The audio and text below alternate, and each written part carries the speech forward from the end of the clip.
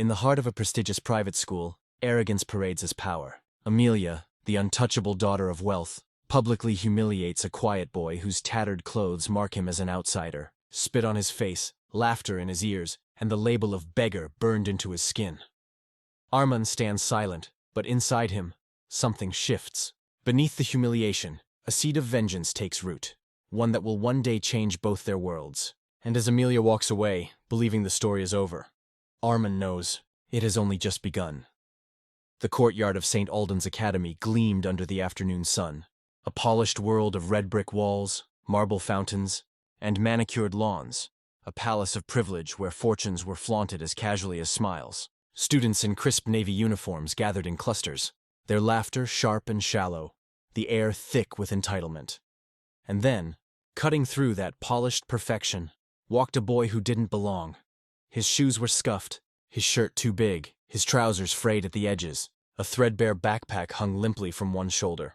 He kept his eyes on the ground, each step hesitant, as if the very earth here questioned his right to exist. Who let that in? A girl's voice sliced through the air, heads turned, laughter followed, and from the top of the marble steps, Amelia Stratford descended, the Queen of St. Alden's. Her golden hair framed a face sculpted by privilege and arrogance, her tailored blazer gleaming with the school crest as though it were a royal emblem. She stopped in front of the boy, tilting her head with mock curiosity. "Did you get lost? Or are you here to collect trash?" Her words dripped with venomous sweetness, and the crowd erupted in giggles. Arman didn't answer. His lips trembled, but his gaze stayed low. "Look at me when I'm talking to you," Amelia snapped, stepping closer. "People like you don't belong here. You're dirt under our shoes." Still silence. And that silence enraged her. "Fine," she hissed, and before anyone could react, she spat. The spit hit his cheek and slid slowly down his skin. A ripple of laughter exploded around them. Phones came up. Flashes blinked. To them, it was entertainment. To Arman, it was a wound carved deep into his soul. He finally lifted his eyes. For a split second, Amelia faltered. There was no rage in his gaze, no pleading, only something cold and unshakable, something that refused to break. It unsettled her more than tears ever could. "Come on, let's go," she said with a toss of her hair, turning away. "The smell's ruining my afternoon." The crowd followed her, their laughter echoing long after they were gone. Arman stood alone, the spit drying on his skin, the humiliation burning hotter than the sun above him. He wiped his cheek slowly, his hand trembling, not from weakness, but from the weight of a promise forming in his chest. "This isn't over," he whispered, the words barely audible but heavy with destiny. And as Amelia's laughter faded into the distance, Arman walked away from St. Alden's courtyard, not broken, but reborn. For days after that afternoon in the courtyard, Arman avoided the streets near St. Alden's. Every time he passed the red brick walls, he could still hear the echoes of laughter, still feel the spit cooling on his cheek. Humiliation clung to him like a shadow, but beneath it, something far more dangerous burned. A silent, furious resolve. One night, as rain hammered the tin roof of the small one-room apartment he shared with his grandmother, Arman made a promise to himself. He stared into the cracked mirror above the sink, the reflection of a boy the world called worthless staring back. "No one," he whispered, voice trembling but firm, "will ever look down on me again." And then, he disappeared. The students of St. Alden's forgot him within weeks, just a footnote in Amelia Stratford's long list of cruel amusements. But while her life glided forward on the rails of inherited wealth, Arman's descended into the furnace. He took night shifts washing dishes at a roadside diner, studied under flickering streetlights, devoured every book he could find. Sleep became a luxury, comfort a stranger. Each hardship that should have broken him instead built him sharper, stronger. It was during those sleepless nights that fragments of his past resurfaced. Memories of a sprawling estate, servants calling him young master, his father's laughter echoing through marble halls. Once, the name Arman Rahim had opened doors, until betrayal slammed them shut. Trusted partners had stolen everything, and his father's death sealed their downfall. From wealth to ruin, from heir to beggar, all before Arman turned 10. But even in poverty, blood remembers. Years turned like grinding gears. Arman won scholarships, mastered economics and business, and worked for companies that never knew the janitor they once ignored was building an empire of his own. Every insult became fuel, every closed door a challenge, and then, almost without warning, the tide turned. A new name began circulating in boardrooms and whispered over late-night news reports. A mysterious young investor reshaping industries with ruthless brilliance.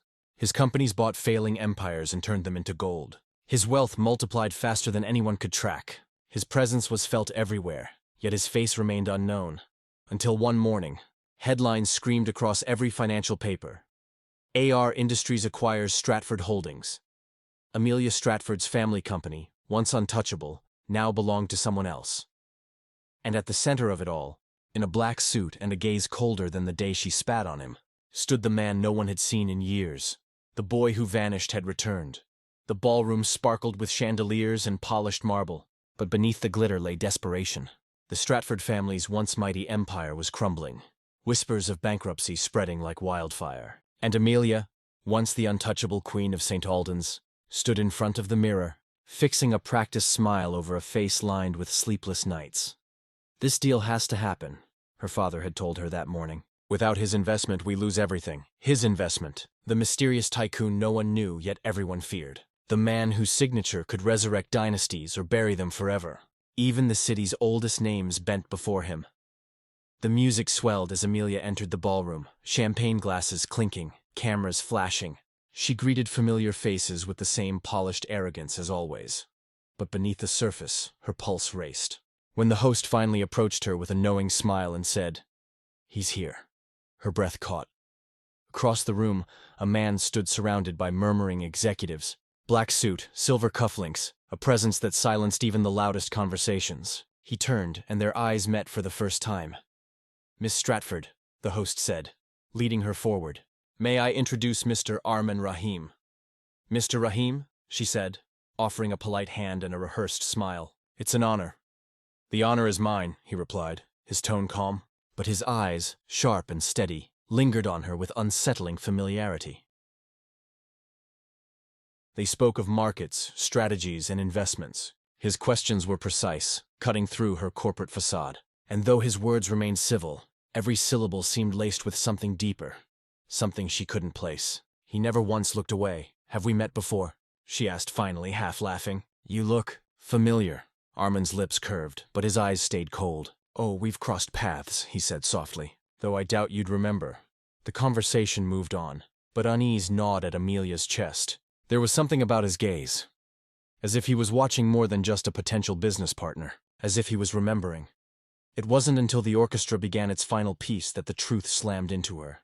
The name, the eyes, the quiet intensity. And suddenly, the image of a boy on the school courtyard floor, spit dripping from his cheek, flashed in her mind. Her breath hitched. "Impossible," she whispered. Arman leaned closer, his voice barely above a whisper, yet heavy enough to make her knees tremble. "I remember," he said, his breath warm against her ear. "Every word you said that day." The world around her blurred. The ballroom noise faded. Only his words remained, echoing louder than the orchestra. The boardroom was silent, thick with the kind of tension that feels alive. Outside, the skyline glowed with the heartbeat of the city, but inside, Amelia Stratford's world was collapsing. Papers lay scattered across the polished oak table. Papers that declared the end of a dynasty. Her family's company, once worth billions, now belonged to one man, Arman Rahim. He entered without a word, the door closing softly behind him. Gone was the boy she spat on, the boy whose name she mocked and dignity she crushed. In his place stood a man carved by fire and forged by time, his presence colder and heavier than the silence itself. "Please," Amelia's voice broke before she could stop it. "Please don't do this." Arman stood across from her, unreadable. "Do what?" he asked quietly. "What exactly am I doing, Amelia?" She swallowed hard, her eyes wet. "Taking everything. My family, this company. Our name. You'll ruin us." A bitter smile tugged at his lips. "Ruin you. That word, I remember it." He stepped closer, his words cutting through the air. "Do you remember what you said to me? People like you are dirt under our shoes. You spat on me as if I wasn't even human." Her knees buckled, and she sank into a chair. "I was young. Stupid. I didn't know." "You knew enough!" he snapped, the years of buried rage breaking the surface. "You knew how to humiliate. You knew how to laugh while I stood there covered in your spit. That moment shaped my entire life." Tears streamed down Amelia's cheeks. "I am sorry," she whispered, voice trembling. "I am so sorry. If I could go back, I would change everything." The room fell still again. Arman stared at her.